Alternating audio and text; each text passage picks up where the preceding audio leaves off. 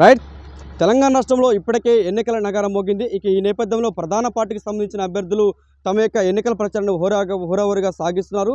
ఇక నల్గొండ పార్లమెంటు అభ్యర్థిగా బీఎంపీ బలపరిచిన అభ్యర్థి సిరిశాల సీనయ్య మనతో పాటు ఉన్నారు. వాళ్ళని అడిగే ప్రయత్నం చేద్దాం. సార్, ముందుగా హార్ట్లీ కంగ్రాచులేషన్స్. సార్, చెప్పండి, మీ ప్రచారం ఏ విధంగా కొనసాగుతూ ఉంది?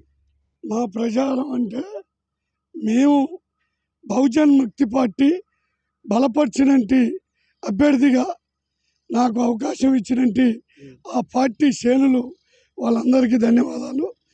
ఇప్పుడు ఎక్కడ పల్లె తిరిగినా వాడవాడకు తిరిగినా ఇది మంచిగా దీంట్లో మేనిఫెస్టోలో మంచిగా ఉన్నాయి, ఇది బాగుంది, ఇది రావాలని కూడా ప్రజలు మంచిగా ఆదరిస్తున్నారు, మమ్మల్ని దగ్గరికి తీసుకుంటున్నారు. మేము ప్రతిదీ కూడా వాళ్ళు ఏ కాగితం ఇచ్చినా ఏ పేపర్ ఇచ్చినా సార్ మీకు వేస్తాం ఓటు అని వాళ్ళు బలపరుస్తున్నారు. నల్గొండ నియోజకవర్గ పార్లమెంటు అభ్యర్థిగా పోటీ చేస్తున్నారు. ఇక ఇటు నియోజకవర్గ ప్రజలు కానీ అటు నల్గొండ పార్లమెంటు ప్రజలు కానీ మంచం గుర్తుకి, అంటే మీ గుర్తు మంచం గుర్తుకే ఎందుకు ఓటేయాలంటే మీరేం చెప్తారు ప్రజలకి? మంచం గుర్తుకు ఎందుకు ఓటేయమంటున్నామంటే ఈ పాలకులు వేలినట్టి పార్టీలని ఒక దుర్మార్గంగా ప్రతిపాలన చేస్తున్నారు. కాబట్టి మూలకున్న మూలవాసులు వాళ్ళకి తెలియక వాళ్ళు ఇబ్బందుల పాలయ్యి వాళ్ళకి డబ్బులు తల్లి ఒక మేఘమాసం సుక్కముక్కేసి వాళ్ళని మభ్య పెడుతున్నారు తప్ప వాళ్ళని పైకి వచ్చే మార్గం లేదు.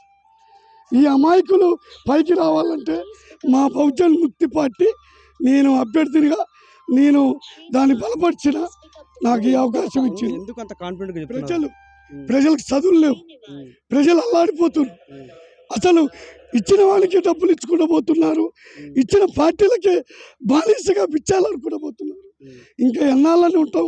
అందుకే మా బహుజన్ పార్టీ ముందుకు వచ్చింది.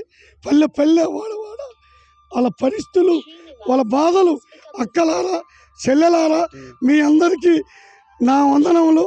నేను ఎక్కడొచ్చినా మీరు మంచం గుర్తుకేసి నా అభ్యర్థి సిరిశాల సీనయ్యని నాకు ఓటేసి మీరు గెలిపియండి.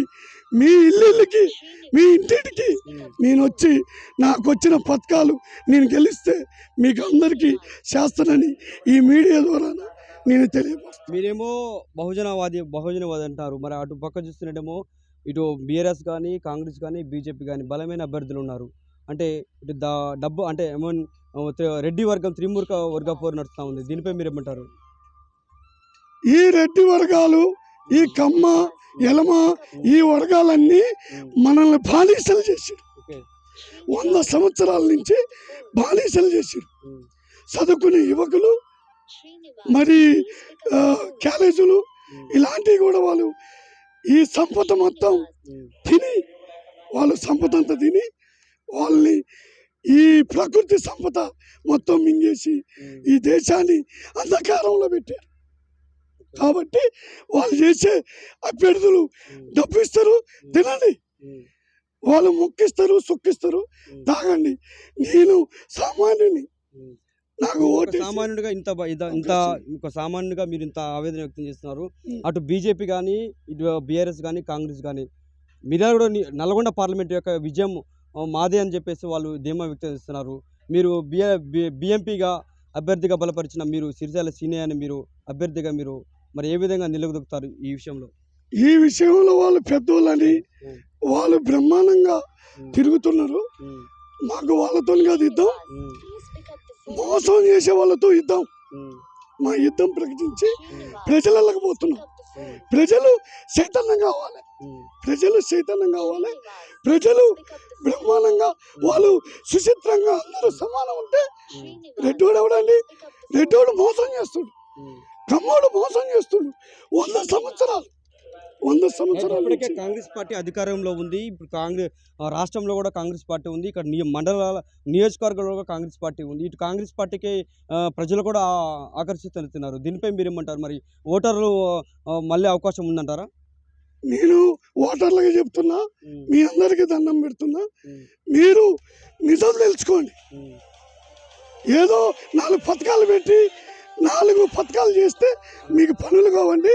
మీరు నిజాలు తెలుసుకొని మా మంచం గుర్తుకి ఓటేసి మీరు గెలిపి. ఫైనల్గా ఇటు నల్లగొండ పార్లమెంట్ అభ్యర్థిగా బిఎంపీ బలపరిచిన అభ్యర్థిగా పోటీ చేస్తున్నారు. ఇక మీరు ఇటు మరి చేయాలంటే కొంచెం ఖర్చుతో కూడిన పని. మరి ఇవన్నీ మీరు నిలదొక్కుకుంటారా? ప్రజలకు ఏం సమాధానం చెప్తారు? అంటే ప్రజలు కొంచెం మీ యొక్క మేనిఫెస్టోలో ఉంటాయి కదా! దానికి సంబంధించినటువంటి మా మేనిఫెస్టోలో హ్మ్. చదువు, హ్మ్. రైతు, హ్మ్. చదువు, హ్మ్. కూలి, హ్మ్. కార్మికులు హ్మ్. వీళ్ళందరూ కూడా హ్మ్. మంచిగా సుచితంగా ఉండాలి. హ్మ్. ఈ వేసే పథకాలకి మీరు ఆశపడకండి. హ్మ్. వేసే పథకాలకి మీరు ఆశపడకండి. మన బతుకులు ఎప్పుడు బిచ్చగాలగా చేస్తారు కాబట్టి హ్మ్. మేము అందుకే ముందుకొచ్చాం. హ్మ్.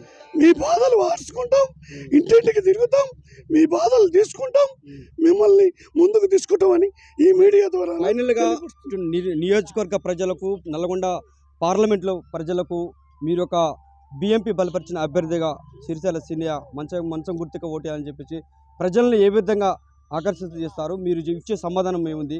యువతకు గానీ, ఇటు ప్రజలకు గానీ, కార్మికులు గానీ, కర్షకులు గానీ, బహుజనులకు గానీ మీరు ఏం చెప్పాలనుకుంటున్నారు దీని ద్వారా? మా బహుజన సోదరులకి మేము ఇచ్చే ప్రతి హామీ హ్మ్. మా పార్టీ అధికారంలోకి వస్తే హ్మ్. ముందు మేనిఫెస్టోలో ఏముందో ముందే సంతకం పెడతాం. ఓకే. మేము వాళ్ళకి బలపరుస్తాం. హ్మ్. ప్రజలే మాకు అండదండలు, హ్మ్. నాయకులు కాదు అండదండలు, హ్మ్. ప్రజలే అండదండలు. వాళ్ళు ఎంత డబ్బుతో పోసినా హ్మ్. నాకు ప్రజల మీద నమ్మకం, మాకు ఓటేస్తారని మాకు తెలుసుకొని, నిజాలు తెలుసుకొని మాకు ఓటేసి మంచం గుర్తుకు మాకు ఓటేసి మమ్మల్ని గెలిపియరని ఈ మీడియా ద్వారా అందరికీ, అక్కలకి, చెల్లెళ్ళకి, అన్నలకి తెలుసుకొని నిజాన్ని తెలుసుకోండి. ఈ మాయలు పడకండి, మాకు ఒక ఓటేసి గెలిపియమని కోరుతున్న ప్రజలు. ప్రజాచేత ప్రజల యొక్క ప్రభుత్వం బహుజన ముక్తి పార్టీ బిఎంపీ బలపరిచిన అభ్యర్థి సిరిసిల్ల సీనయ్య తమ యొక్క ఆవేదనను అంటే తమ యొక్క మేనిఫెస్టోను ఏ విధంగా గెలిస్తే ఏ విధంగా ఉండబోతుందో కూడా తమ యొక్క ఆశాభావాన్ని కూడా ధీమా వ్యక్తం చేస్తారు. ఏదైనప్పటికీ కూడా రెడ్డి వర్గానికి సంబంధించినటువంటి వ్యక్తులు కాకుండా ఆది మూల భాషలు కూడా పోటీలో నిలబడవచ్చు, విజయం సాధించవచ్చు, ప్రజలు తలుచుకుంటే ఏదైనా చేయొచ్చు అని చెప్పేసి కూడా తన యొక్క ఆవేదన కూడా వ్యక్తం చేసినారు.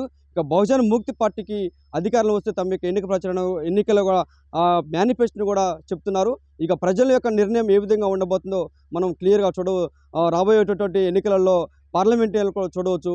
ఇక all the best Sircilla Seenaiah మంచం గుర్తుకే ఓటు వేసి గెలిపించాల్సి కూడా ప్రార్థన వాళ్ళు వినిపిస్తున్నారు. ఓటు స్టూడియో కెమెరామెన్ జాన్తో మహేష్.